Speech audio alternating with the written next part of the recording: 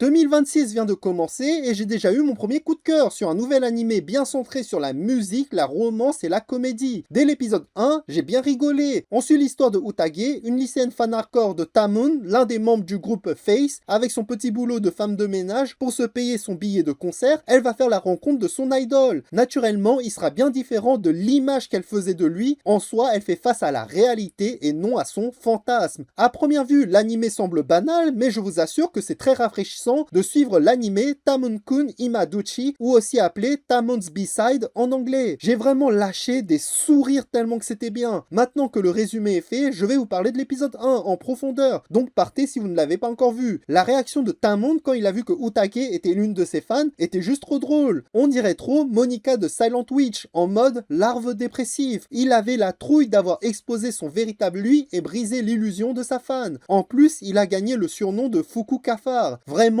il a eu de la chance d'avoir rencontré Utage. Elle l'aime tellement qu'elle le soutient malgré cette découverte. Elle ne l'a pas exposé comme il le craignait. En résumé, c'était la best fan. La scène quand Utage a cédé à la tentation, bien que ce soit pour le motiver à la base, comme par hasard, il fallait qu'un type débarque. Et cette scène a naturellement provoqué un quiproquo. J'étais juste mort de rire. Sinon, la meilleure scène, bien que ce soit rapide, était celui de la déclaration après le concert. C'est moi où on a gagné une saison entière et je le valide totalement. Foncez le voir, il en vaut le détour. Si vous accrochez au délire de l'épisode 1, c'est bon, sinon la porte est à côté. Simple et efficace.